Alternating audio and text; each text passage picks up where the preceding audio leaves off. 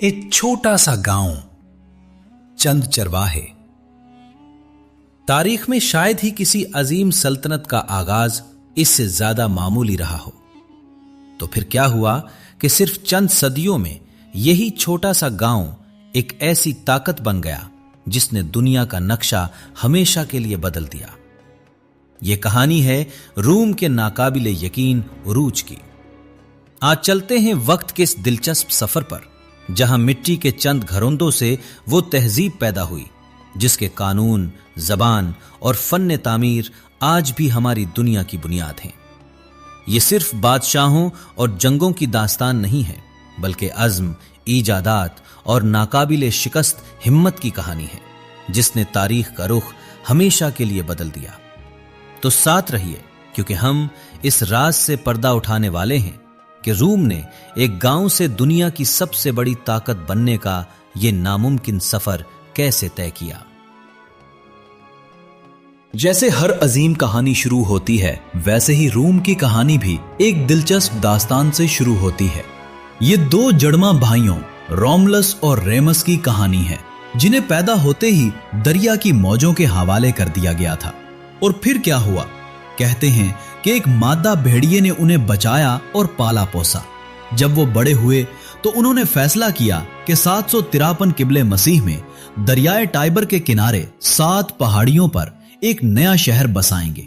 लेकिन फिर दोनों भाइयों में झगड़ा हो गया कि हुक्मरान कौन होगा, और गुस्से में आकर रोमलस ने अपने ही भाई रेमस को कत्ल कर डाला और उस नई बस्ती का नाम अपने नाम पर रोम रख दिया। यह अफसाना कितना ही ड्रामाई क्यों न लगे, आसारे कदीमा हमें बताते हैं कि 8वीं सदी किबले मसीह में पैलाटाइन हिल पर वाकई एक बस्ती मौजूद थी।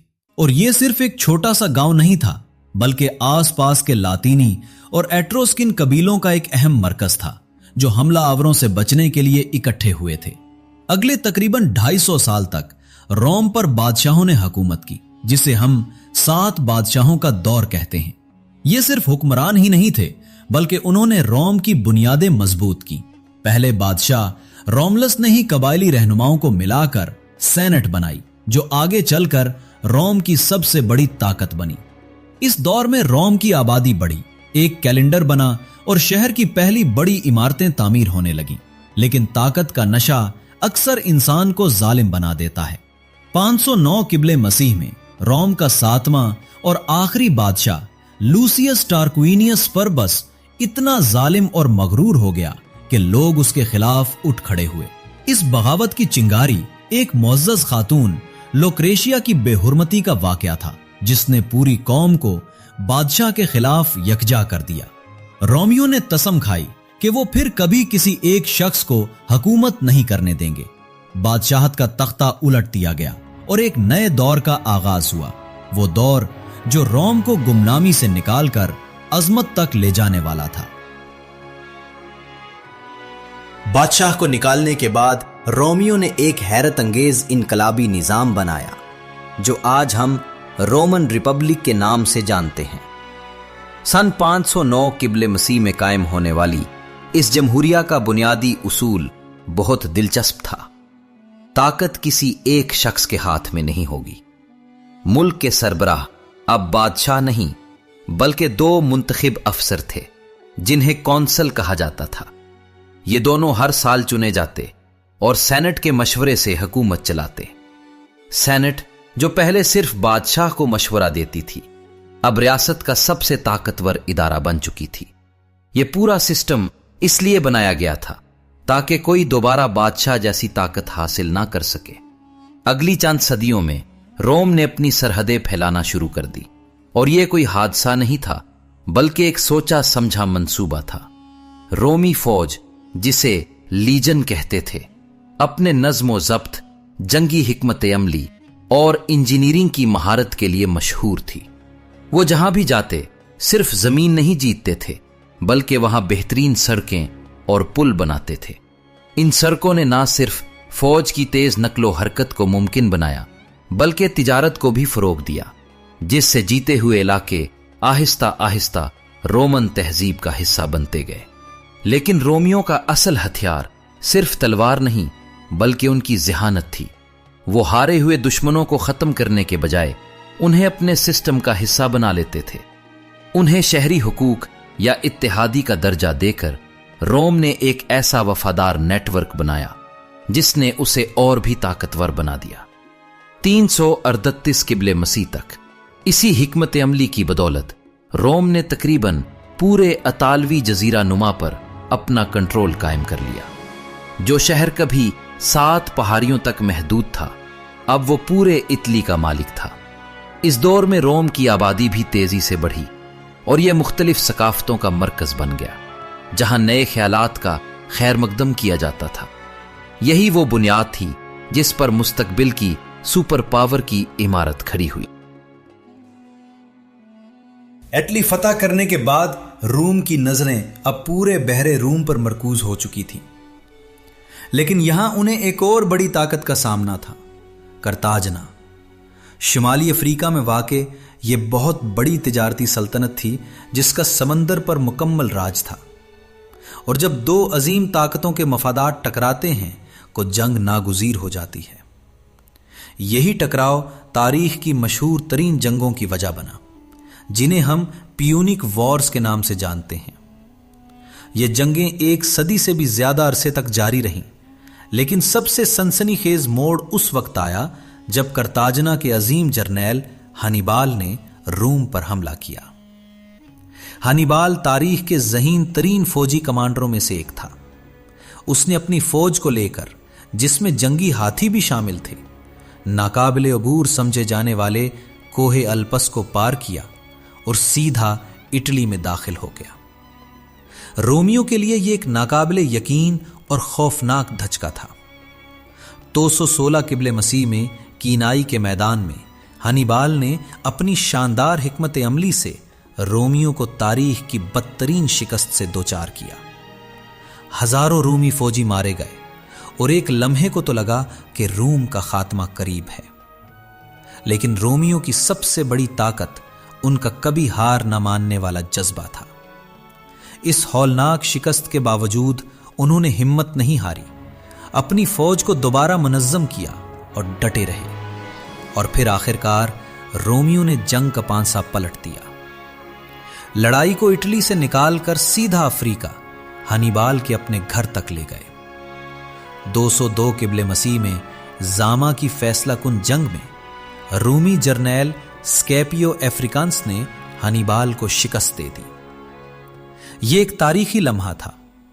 اس فتح نے نہ صرف جنگ کا نتیجہ بدلا، بلکہ روم کے لیے دنیا کی واحد سپر پاور بننے کا راستہ بھی ہموار کر دیا۔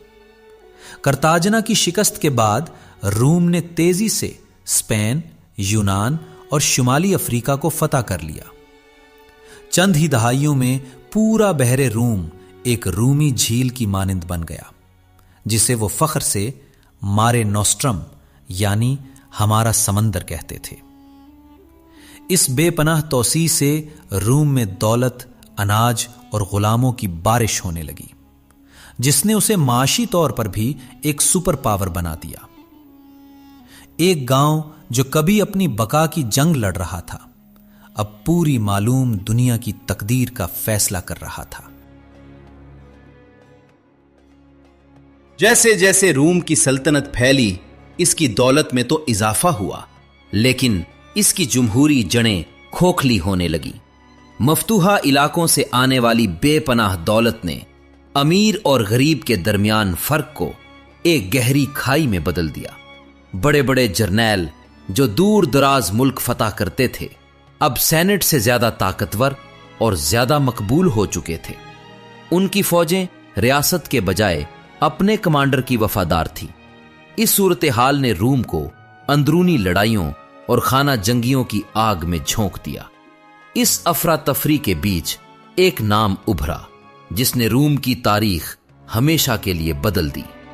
جولیس سیزر ایک لاجواب فوجی کمانڈر اور ایک شاطر سیاستدان تھا۔ اس نے گال یعنی آج کے فرانس کو فتح کر کے روم کی سرحدیں مزید پھیلائیں اور اپنی مسلسل فتوحات کی وجہ سے عوام کے دلوں میں ہیرو بن گیا، لیکن اس کی بڑھتی ہوئی طاقت نے سینٹ کو خوف زدہ کر دیا۔ انہیں ڈر تھا کہ سیزر جمہوریہ کو ختم کر کے خود بادشاہ نہ بن جائے۔ یہی خوف ایک تباہ کن خانہ جنگی میں بدل گیا۔ سیزر جیت گیا اور پھر وہ خود کو زندگی بھر کے لیے ڈکٹیٹر قرار دے بیٹھا۔ اس نے کئی اصلاحات کی، لیکن ہر اصلاح کے ساتھ اس کی طاقت اور بڑھتی گئی۔ آخرکار 44 قبل مسیح میں سینٹ کے اندر ہی اس کے اپنے ساتھیوں نے سیزر کو قتل کر دیا۔ انہیں یقین تھا کہ اس طرح وہ جمہوریہ کو بچا لیں گے، مگر سیزر کا قتل جمہوریہ کو بچا نہ سکا، بلکہ اس نے ایک اور لمبی اور خون ریز خانہ جنگی کو جنم دے دیا۔ اس جنگ کے اختتام پر 2 بڑے نام میدان میں رہ گئے، مارک اینٹنی سیزر کا وفادار جرنیل اور اوگسٹس جسے اس وقت اوکٹیون کہا جاتا تھا، سیزر کا گود لیا ہوا بیٹا اور وارث۔ مارک اینٹنی نے مصر کی ملکہ کلیوپیٹرا سے اتحاد کر لیا، جبکہ اوکٹیون کے ساتھ پورا روم کھڑا تھا۔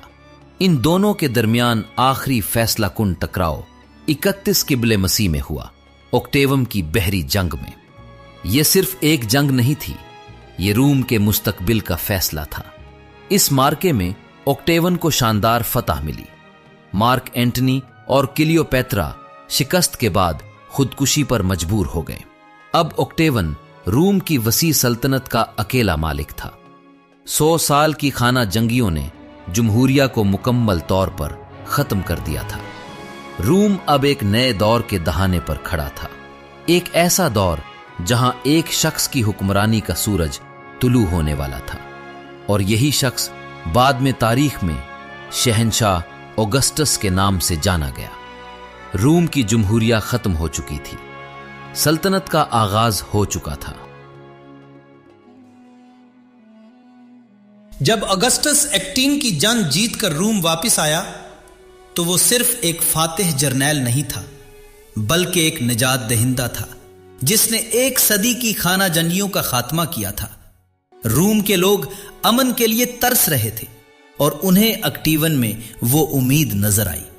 اکٹیون بہت ہوشیار تھا، وہ جانتا تھا کہ رومی بادشاہ کے نام سے بھی نفرت کرتے ہیں، اس لیے اس نے یہ لقب اپنانے سے صاف انکار کر دیا۔ اس کے بجائے 27 قبل مسیح میں اس نے ایک کمال کا سیاسی ڈرامہ کیا۔ اس نے اعلان کیا کہ وہ اپنے تمام اختیارات سینٹ کو واپس کر رہا ہے اور جمہوریہ کو بحال کر رہا ہے، لیکن حقیقت کچھ اور تھی۔ سینٹ جو اب اس کے حامیوں سے بھری ہوئی تھی، اس کی فراخ دلی کے جواب میں اسے پہلے سے بھی زیادہ اختیارات دے بیٹھی۔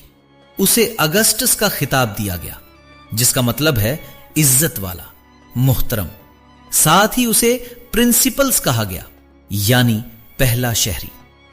دیکھنے میں تو جمہوریہ بحال ہو گئی تھی، لیکن حقیقت میں ساری طاقت اگسٹس کے ہاتھ میں آ چکی تھی۔ وہی فوج کا سپریم کمانڈر تھا، خزانہ اس کے کنٹرول میں تھا، اور وہ سینٹ کے کسی بھی فیصلے کو رد کر سکتا تھا۔ اس نے بڑی چالاکی سے بادشاہ کہلائے بغیر بادشاہ کے سارے اختیارات حاصل کر لیے تھے۔ اسی لمحے رومی جمہوریہ ختم ہو گئی اور رومی سلطنت کا آغاز ہوا۔ اگسٹس تاریخ کا پہلا رومی شہنشاہ بنا۔ اگسٹس کی حکمرانی نے روم کے لیے ایک سنہرے دور کا آغاز کیا، جسے پاکس رومانہ کہا جاتا ہے، یعنی رومن امن۔ یہ امن اور خوشحالی کا وہ دور تھا جو تقریباً 2 صدیوں تک جاری رہا۔ اس دور میں خانہ جنگیاں ختم ہوئیں، سرحدیں محفوظ ہوئیں، تجارت اور معیشت نے آسمان چھوا، اور قانون کی حکمرانی قائم ہوئی۔ اگسٹس نے روم شہر کو اتنا خوبصورت بنایا کہ وہ فخر سے کہتا تھا، میں نے روم کو اینٹوں کا پایا تھا اور اسے سنگ مرمر کا چھوڑ کر جا رہا ہوں۔ اس نے ایک پروفیشنل فوج قائم کی، ایک مؤثر انتظامی نظام بنایا اور پوری سلطنت میں سڑکوں اور نہروں کا جال بچھا دیا۔ یہ استحکام، یہ خوشحالی ہی وہ آخری قدم تھا جس نے روم کو ایک چھوٹے گاؤں سے اٹھا کر تاریخ کی سب سے عظیم سپر پاور بنا دیا۔ اگسٹس کی میراث صرف ایک سلطنت نہیں تھی، بلکہ ایک ایسا نظام تھا جو آنے والی کئی صدیوں تک قائم رہا، اور یوں روم کی کہانی ایک جمہوریہ سے ایک لازوال سلطنت تک پہنچ گئی۔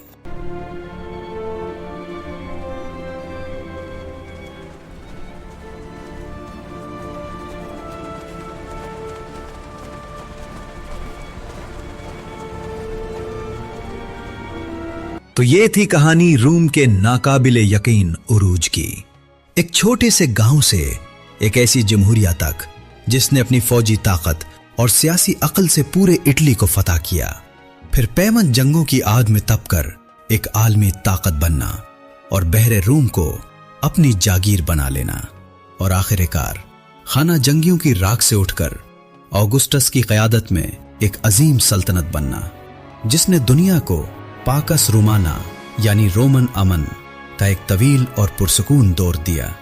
روم کا عروج کسی ایک وجہ کا نتیجہ نہیں تھا، یہ ان کی فوجی تنظیم کا کمال تھا، ان کی انجینئرنگ کی مہارت کا شاہکار تھا، ان کے سیاسی نظام کی لچک تھی، اور سب سے بڑھ کر ہر بحران سے نکل کر دوبارہ کھڑے ہونے کا عزم تھا۔ انہوں نے اپنی شکستوں سے سیکھا اور اپنی غلطیوں کو ہی اپنی طاقت بنا لیا۔ آج ہزاروں سال بعد بھی روم کی میراث ہماری دنیا میں زندہ ہے، ہمارے قوانین میں، ہماری زبانوں میں، ہمارے فن تعمیر میں، اور حکومت کے بارے میں ہمارے خیالات میں، ان سب پر روم کی گہری چھاپ ہے۔ روم کی کہانی ہمیں یہ سکھاتی ہے کہ معمولی آغاز عظمت کی راہ میں رکاوٹ نہیں ہوتا۔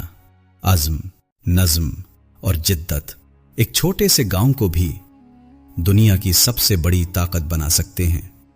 یہ صرف ایک سلطنت کی تاریخ نہیں، یہ انسان کے حوصلے کی داستان ہے، اور شاید اسی لیے روم آج بھی زندہ ہے۔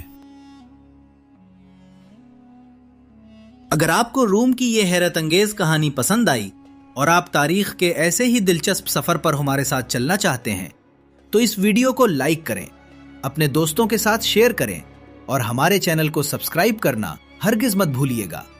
نیچے کامنٹس میں ہمیں ضرور بتائیں کہ روم کے عروج کا کون سا پہلو آپ کو سب سے زیادہ متاثر کن لگا۔ کیا وہ ان کی فوجی طاقت تھی، ان کا سیاسی نظام، یا پھر ان کا ناقابل شکست عزم؟ آپ کی رائے ہمارے لیے بے حد اہم ہے۔ اگلے تاریخی سفر تک اپنا خیال رکھیے گا۔